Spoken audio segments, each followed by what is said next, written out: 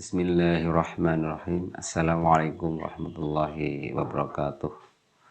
Pemirsa pecinta Pekam yang dirahmati oleh Allah SWT, alhamdulillah kita bertemu kembali ya, di channel ini. Nah, beberapa waktu yang lalu ya, ini saya pernah membahas ya, video ya, terkait dengan sakit demam setelah Pekam karena energi pas-pasan. Nah, ini ada yang menanyakan ini. Ini ada yang menanyakan, disuruh makan apa Ustadz kalau energinya pas-pasan?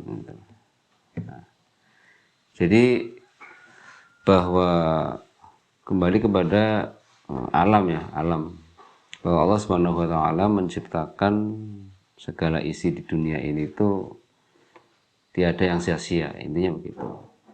Jadi yang diciptakan oleh Allah SWT ada yang bentuknya atau sumbernya itu dari hewani.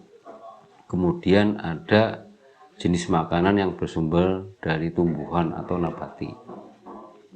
Nah, kalau dari hewani ya, dari hewani itu cenderung asupan jenis ini adalah sifatnya menghangatkan tubuh atau sifatnya panas ya. Jadi protein itu dia memang ada fungsi di samping memperbaiki sel-sel yang sudah mati ya, juga dia sebagai penggerak atau energi yang memang bersumber dari suhu yang ada di hewan ya, yang ada di hewan. Kemudian satunya adalah memenuhi serat-serat tubuh, artinya bentuknya itu untuk mengisi cairan-cairan tubuh ya, seperti buah, sayur mayur itu kan sumbernya dari nabati. Nah, dari dua jenis itu, kalau dari sumbernya dari hewani, maka dia cenderungnya adalah masuk ke pemanas ya, pemanas. Kemudian yang dari tumbuhan itu kebanyakan adalah karena mengarah kepada cairan, maka kalau melihat dari kaidah hukum keseimbangan itu energi ya, energi dari sumber air itu adalah ke bawah ya, berlaku gravitasi bumi. Seperti air kan mengalir dari dataran tinggi menuju ke yang rendah. Nah, kalau energinya pas-pasan gimana? Ya, asupan yang pas untuk meningkatkan atau menambah energi. Berarti asupan-asupan yang sumbernya dari hewani ya, seperti daging-dagingan. Maka tingkat pemanasnya atau pendongkrak energinya itu memang beda-beda, tergantung dia hidupnya itu di wilayah mana ya. Contoh misalnya ikan. Nah, ikan itu hidupnya di dalam air. Air itu kan dia mengarahnya ke dingin. Kenapa ikan itu mampu hidup di dalam daerah di area yang daerahnya itu dingin? Berarti tubuh ikan itu dia panas itu, artinya menghasilkan panas yang bisa menghadapi lingkungan yang suasananya adalah di dalam air. Itu semakin dalam berarti sifat hangat, sifat energinya dalam tubuh ikan itu adalah lebih ya.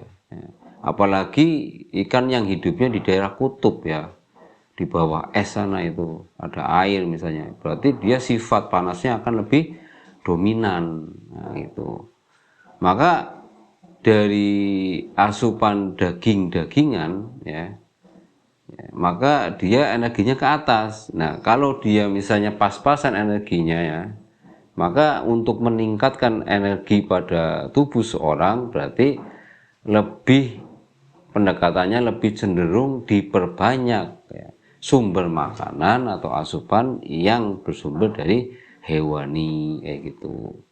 Nanti ada daging darat ya. Nanti misalnya kayak unggas ya. Unggas itu ada ayam, kemudian ada apa itu bebek. Nah, bebek, kemudian ada mentok. Nah, bebek sama mentok yang dia suasananya itu selalu suka di air dan suka di daerah lembab, berarti dia sifat panasnya ada dan dia lebih cenderung kering kayak gitu. Dibanding dengan ayam, kalau ayam itu kan dia di daratan, kalau yang bebek itu kan dia suasana sukanya yang di air itu ya, berenang, kemudian suasana untuk makannya itu dia harus ada airnya, terus dia apa nyucrup itu daerah lembabnya. Nah, berarti sifatnya bebek sama mentok itu dia lebih kering kayak gitu. Kemudian daging yang lain misalnya antara ini ya Pak, misalnya kambing, terus ada lagi sapi, ada lagi onta misalnya.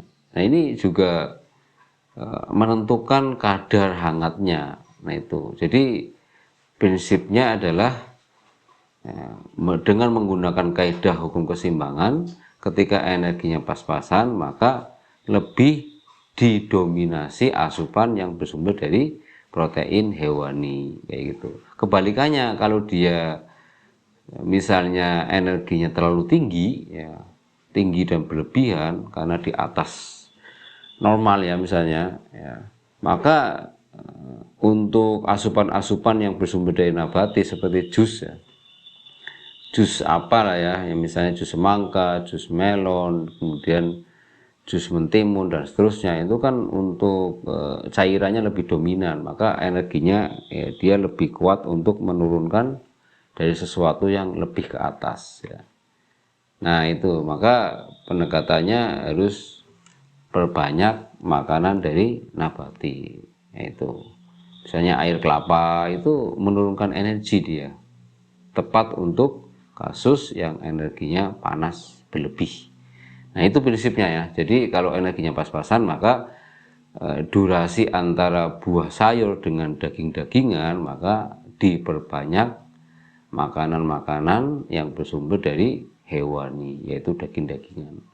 Begitu insya Allah ya, yang bisa disampaikan. Mudah-mudahan jawaban ini menjadikan yang bertanya itu puas insya Allah.